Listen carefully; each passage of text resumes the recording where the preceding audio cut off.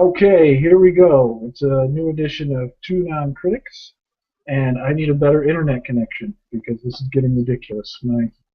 Everything is all kind of slow and weird, like I'm on some weird trip. Anyway, I'm Non-Critic Dustin here in upstate New York, and all the way from Hawaii is Non-Critic Will, again. and we joined together again this Friday evening to discuss a different type of movie than we've talked about before. We haven't really done. We did one comedy. We did God Bless America. That was a comedy, but this is just an outright goofy comedy. And it's also very different because it's an internet exclusive. It was a web series that got cut together into a feature-length film, and I chose it for a couple of reasons. Number one being, I just thought it was really entertaining, and I wanted Non-Critic Will to see it, and I thought it'd be fun to talk about. And I'm a fan of the Nostalgia Critic, and also I thought it would be an interesting second entry in my thematic trilogy of film passion. Last week we watched American Movie, which is about someone who is sort of consumed with the passion of film, but doesn't really get anywhere with it, unfortunately. And this is a great example of what can happen if you stay true to who you are and actually make what you want to make. So Kickassia, it was a 2010 film starring Doug Walker, directed by Doug Walker, who plays the Nostalgia Critic. And his website, thatguywiththeglasses.com, is owned by Channel Awesome, and they have just this essentially army of critics who review movies, TV shows, video games, comics, books, all this stuff. And as an anniversary, as a treat to all their fans, they made Kickassia. And Kickassia is essentially about the Nostalgia Critic and all his other critics decide to invade a 1 acre of land called Molossia, which through some weird loophole is its own nation, independent of the United States. And all sorts of craziness ensues. Now, if we can, I would like to ask Non-Critic Will his thoughts on Kickassia. Kickassia. Well, first off, I am also a fan of Nostalgia Critic.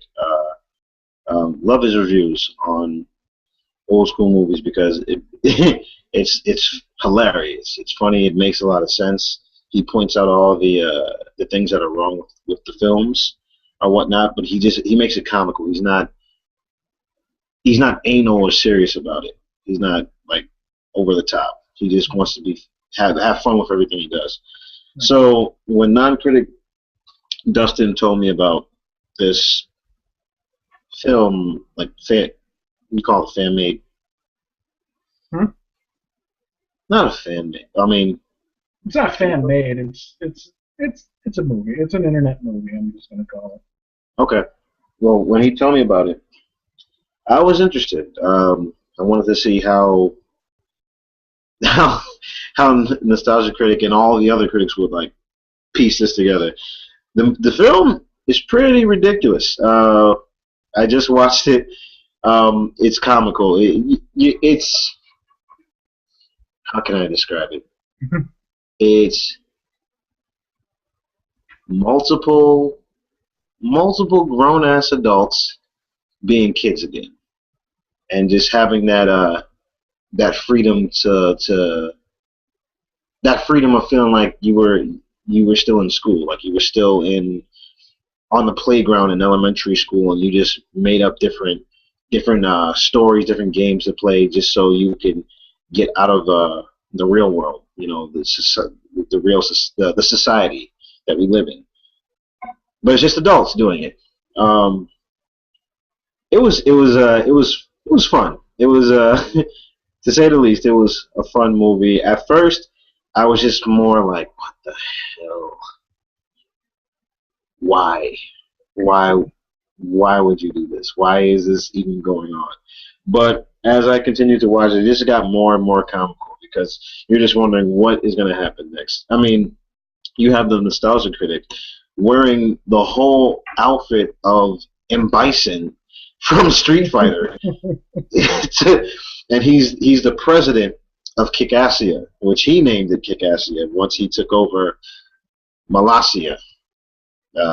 which was by one guy, one old guy that just had 1 acre, 1 acre of land, and yeah, he wanted to get him and all his friends to take over it. I'm not trying to summarize it. Just pretty much saying that it was fun.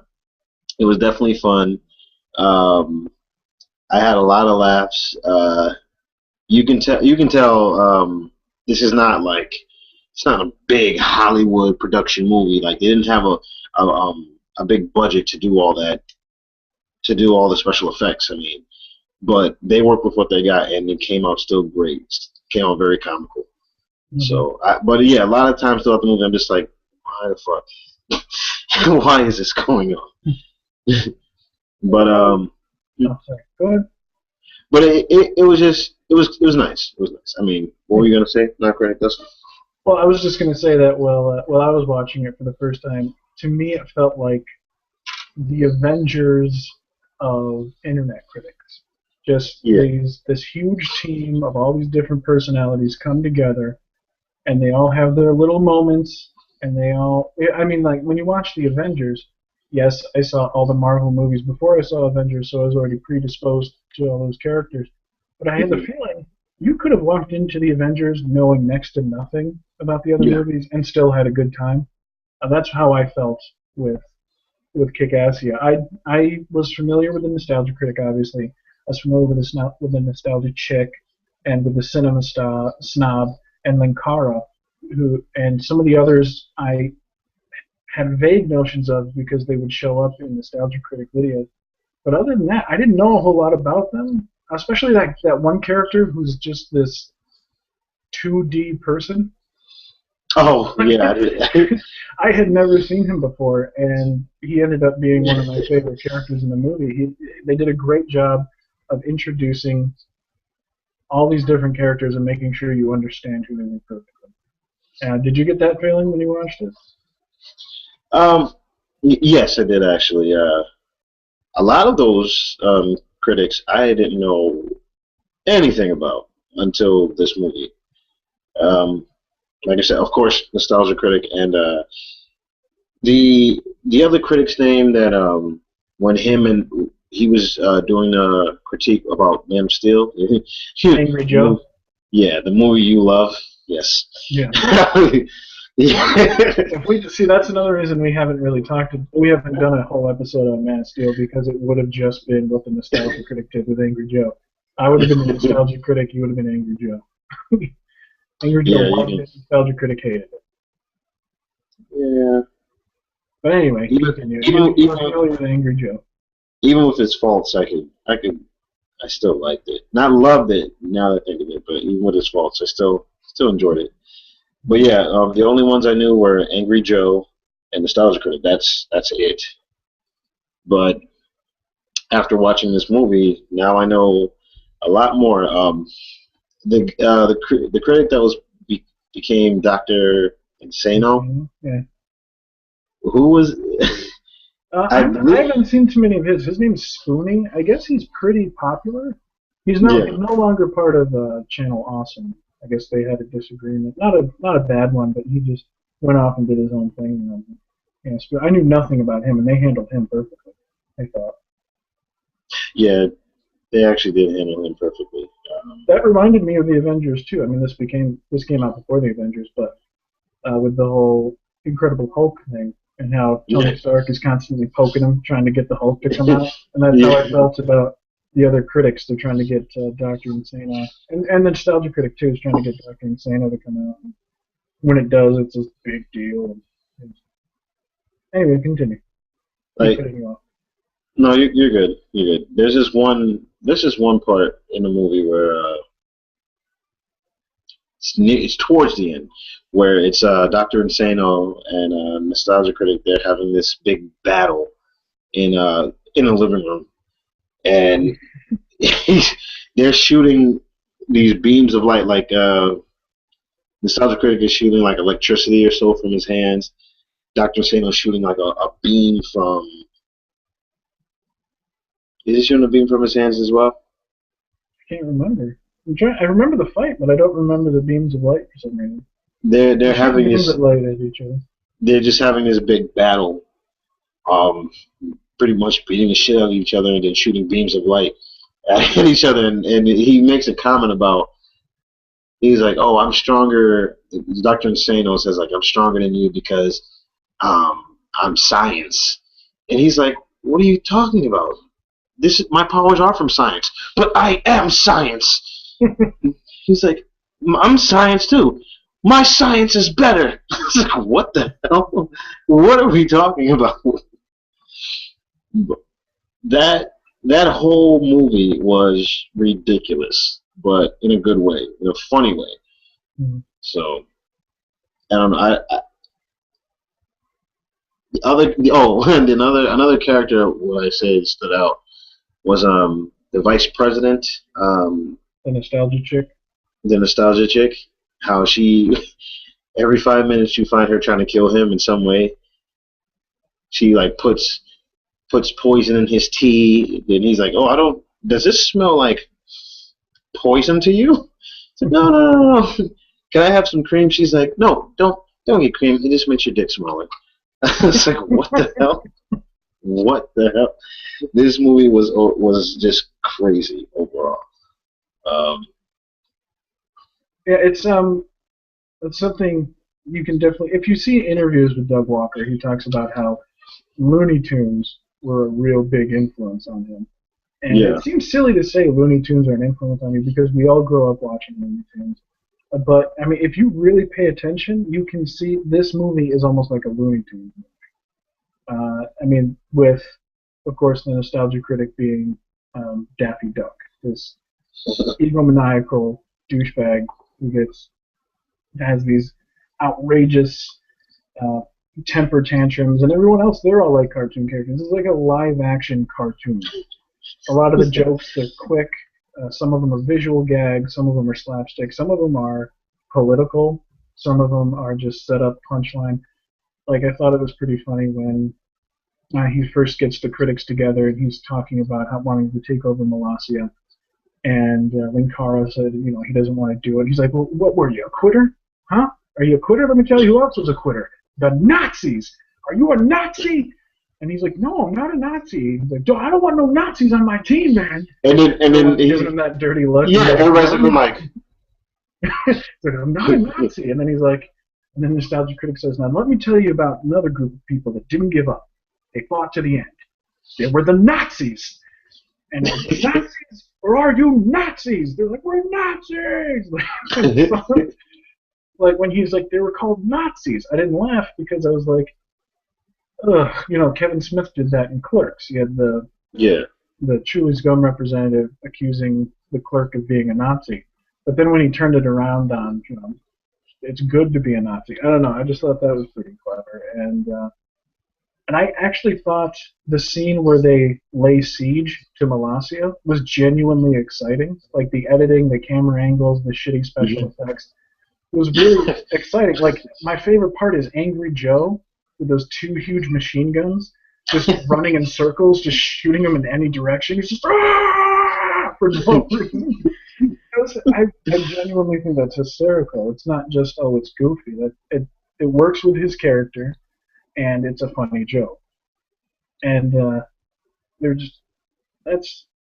is a pretty amazing thing that they got this huge team of people, introduce all their characters well, just by showing how they interact with each other and what they say about, or how they comment on things, and then putting in jokes that are relevant to that character. Like the character of Phalis, who I've seen in a couple of Nostalgia Critic videos, and I think he's pretty annoying. Sorry.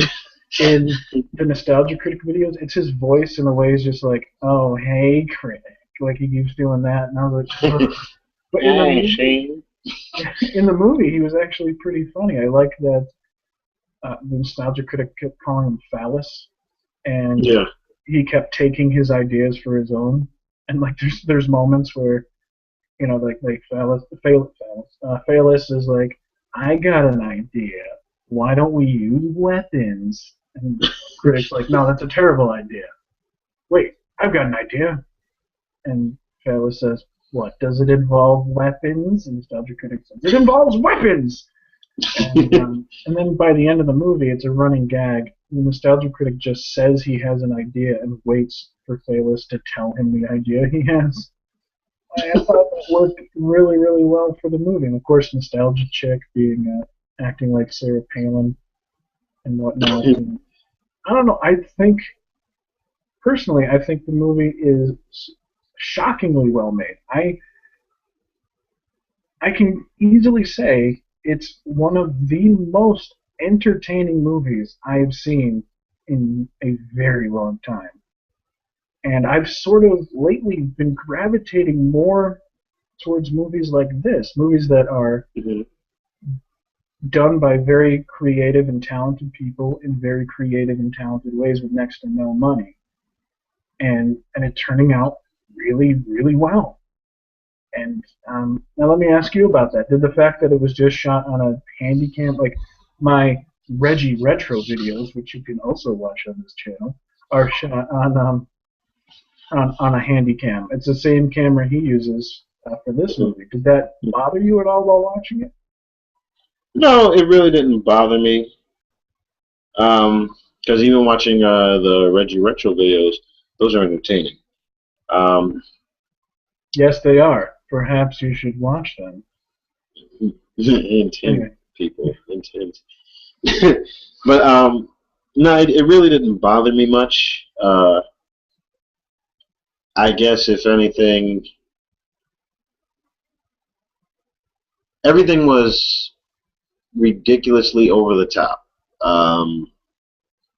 For the way the camera that was used, everything was ridiculously over the top. It was cheesy, shitty, but in a tasteful way, I could say. Like I said earlier, it's definitely not like one of those Hollywood feature films with all the special effects or whatnot, but it still sufficed and was still very entertaining. So no, the camera didn't really bother me. I just I liked it, but I guess I was hoping for more. More of a cinematic way. Better. I was hoping for better effects because if you're having all these critics, whether that are talking about movies, video games, what have you, you know, I would expect that there would be a little bit better cinematics. I would expect a bigger budget that they would possibly have. Because if they've been doing this stuff for 10 years plus, then they are well known, and I would think that they would use, not saying that they don't have, but they would use a bigger budget to have better effects, I guess. My guess would be, and I don't know, I didn't look up any backup information on the movie other than, just it was an anniversary movie, and they've done 2 more of these, by the way. Yeah, you said a trilogy. Yeah, they did. There's Kickassia, and then there's Suburban Nights, which I've started, and is so far. I'm going to finish it, but I just started it tonight while I was setting up this show, and it's right from the get-go. It's like Kickassia, but you can tell it's a step beyond, and they grow a lot more, and they do a 3rd one, which is called To Boldly Flee. And from what I've seen of that, it's even a step further. So they keep growing. But anyway, in terms of budget, my guess would be, you see, there's filmmaking, right? And there's big budget filmmaking that comes out, and then like Marvel movies.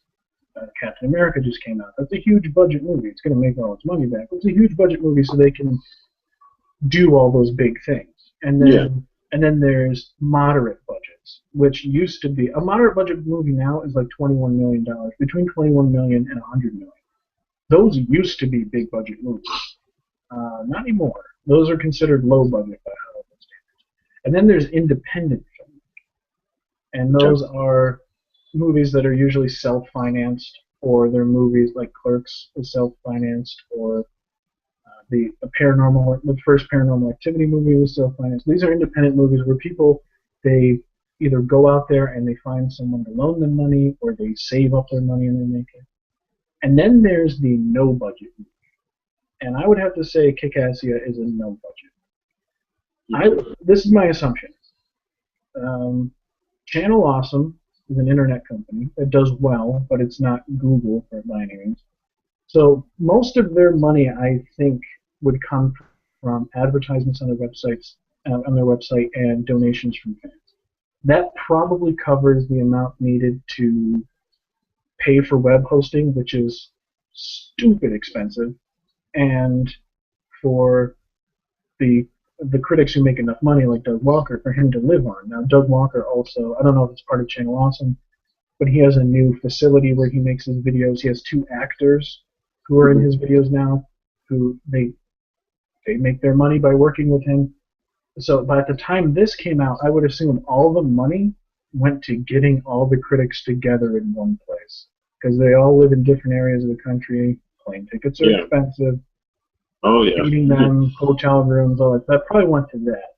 And it was interesting to me to say that you wanted more, because I had intended to bring this up, and I've been talking too long about this, so I'll get to the point.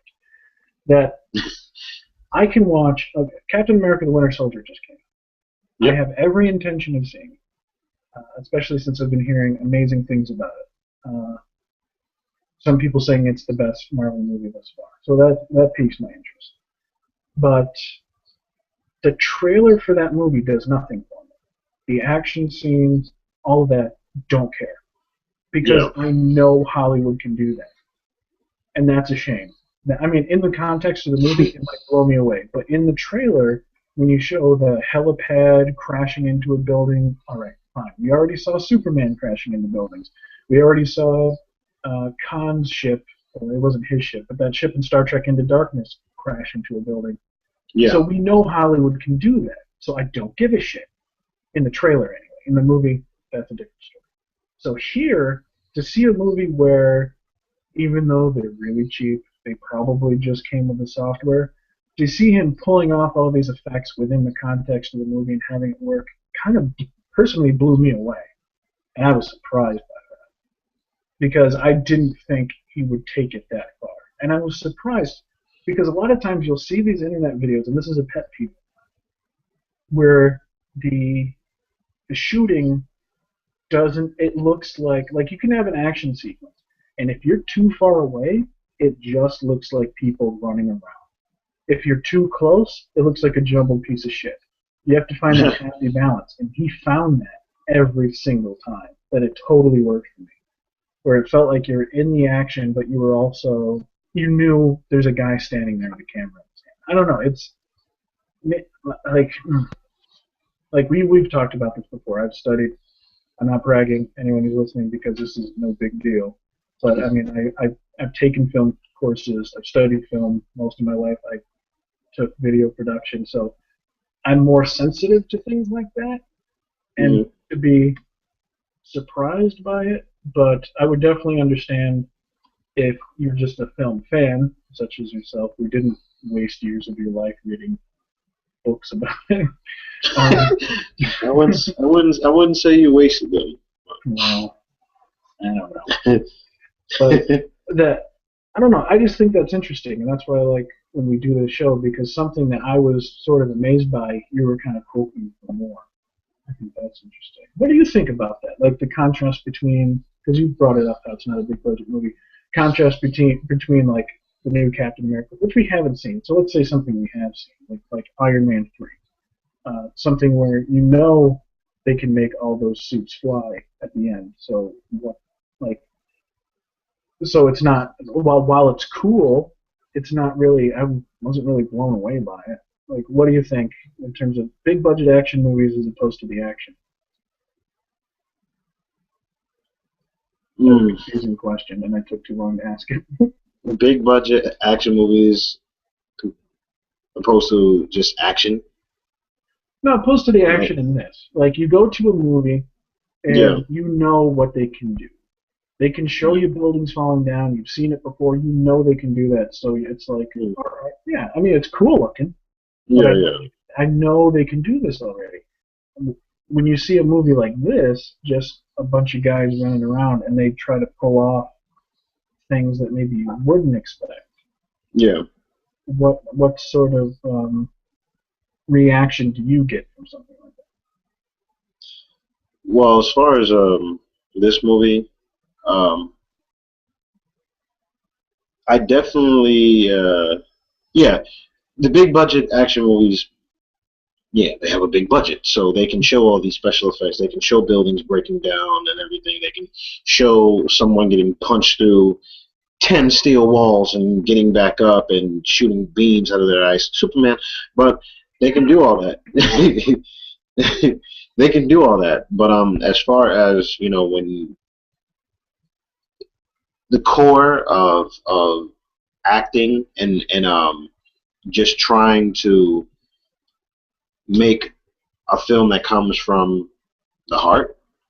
I definitely appreciated what they were doing, what a Nostalgia Critic and all the critics were doing, because even myself, I did some of that stuff in high school. Like a few of my friends and I, we used to make movies or whatnot for Mystery and Mayhem, or Mr. Banner.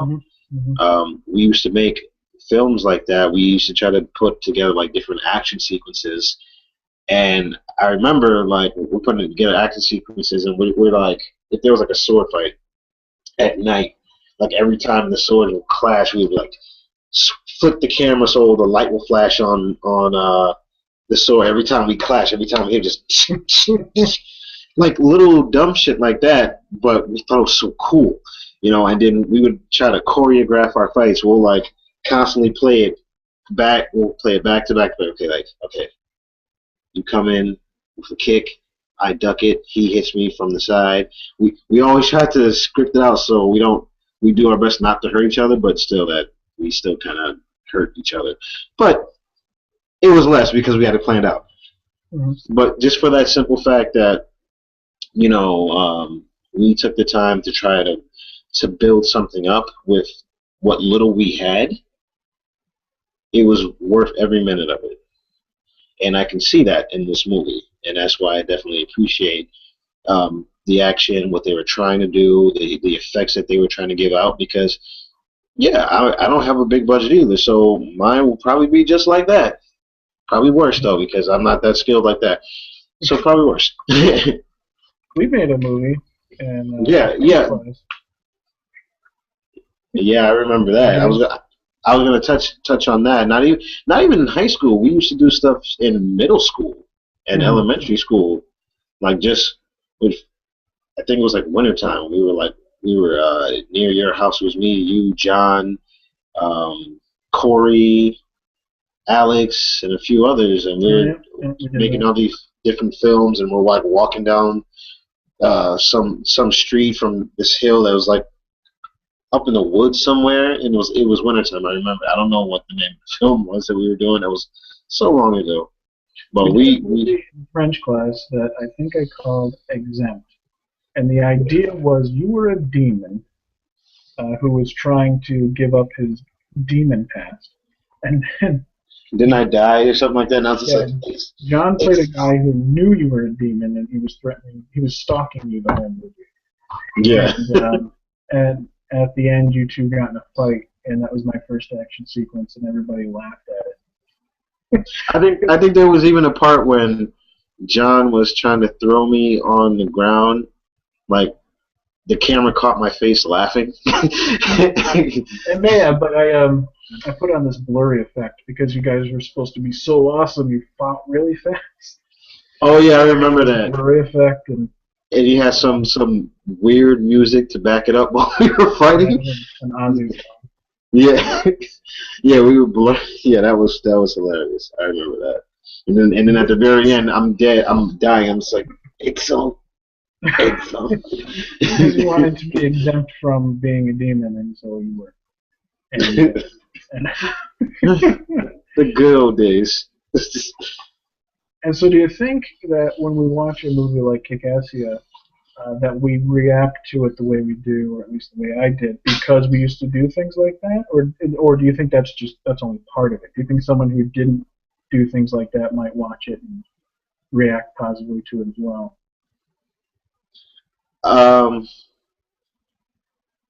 it depends on the person. I can't really. It depends on the person. I mean, yeah, for me, because I did that stuff for. So maybe for someone that didn't do what we did in the past, um, they could just appreciate the effort that the critics, the effort that the critics are putting in. They can just appreciate that.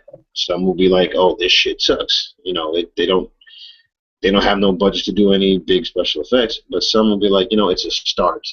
It's something that can will always. It starts small, but it has the potential to increase. They're doing something that a lot of us are just sitting on our ass at home wishing we could do. So it really depends on the person. Um, but I know for me, yeah, I appreciate that stuff because I did that stuff as well. I didn't continue on with it like they are. So in a sense, I'm a little envious. Yeah, me too. This movie is definitely what I wanted to make in high school when we were making those movies. I wanted it to yes, you can tell it's shot on video, but you still are into what's happening. And so I'm very envious of them, and in a good way, in a way that I am sort of a cheerleader for them. I mean, they don't need me to approve of what they do. I mean, they're all very successful in their little niche. But I'm envious of them. I find what they did with Kickassia almost inspirational. But I mean, on top of all that, it's still a really funny movie too. It's not perfect. There's one or two jokes in there that go on a bit too long, like the death of Santa Christ was funny. Oh God! Until everyone had to say, "I believe in Santa Christ." Like, okay, fine. Then you just put him in a dumpster. told you it wouldn't work. It's like, what the hell? And I thought when spoilers when Santa Christ resurrected in 3 days, that was pretty funny, and they were debating him on it. You were dead. God. You can't come back from the dead. He's like, have you ever been? No, why did it take 3 days? Have you ever been dead? No, that's how long it takes. But I guess overall, to me, this was a great movie. It was genuinely funny, genuinely exciting, genuine. You could tell everyone put their all into it. Nobody was just there. They were all committed to it. Yeah. And it's pretty inspiring as well. I look forward to watching the rest of Suburban Nights. Maybe we'll talk about that on here sometime. That'd be nice. And moving on to Both Please. So, any final thoughts on Kickassia, other than it was pretty Kickassia? Well, pretty much like I was saying before, frog in your throat. But no, pretty much like I was saying, I appreciate that everything. First off, I appreciate them coming together just to make this film, and I definitely like the effort that they put into it. Yeah, it was. You can definitely see it was low budget or whatnot, but it definitely they definitely hit a point where they're at a point where I wish I could have been if I just stayed with it, because just like us, we started doing this stuff in middle school and then high school and stuff, and we just went in different paths. We stopped at a time, just life hits you hard. Mm-hmm. Well, there's that. I don't mean to cut you off. I do want. There was something I meant to mention. You just reminded me of it that goes into what you said. Yeah. I spent 10 years not making anything. These videos and the Reggie Retro videos are the first things I've made in 10 years, and that's because when you and I were doing it, YouTube and internet videos. Well, YouTube didn't exist. Internet videos were usually pretty shitty, and most of them were. They either took forever to load and they weren't that great, or they were done by corporations. When I say I just mean companies, I don't just mean corporations. And so I felt that the types of movies I wanted to make, which were not Hollywood films, I would not be able to make.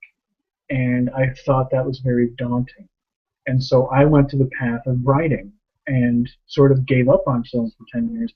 And then, just maybe 5 years later, YouTube just exploded, and user content, became the norm on the internet. And Yeah. so that, and then I avoided doing anything for 5 years because I was intimidated by guys like the Nostalgia Critic and James Rolfe and the Red Letter Media Boys. They were doing the types of things I wanted to do in high school, and then, but now they're doing them for real, and so that's pretty incredible. Anyway, finish your final words. I'm sorry. Well, pretty much I was just saying that kind of you pretty much touched on it just now when I was saying about how life hits you hard. I mean, you just go into different directions. You go into different paths. Who knows if you'll go back to what you wanted to do, or you'll find a new passion in life. But for these critics, they aren't doing their passion. They're doing what they love to do, and it's just nice to see. It's nice to see people that have found their passion and is sticking to it, regardless of how much money they get out of it, the negativity that they receive or whatnot. They still are doing what they love to do. So I definitely like this movie. I appreciate it, regardless of whatever budget that they had. Very nice. Would you watch the sequels? They're not really Yes. sequels, but you'd watch those. Mm-hmm. The Yeah. third one's like 3 hours long. That's insane. But, Jesus. Really? yeah.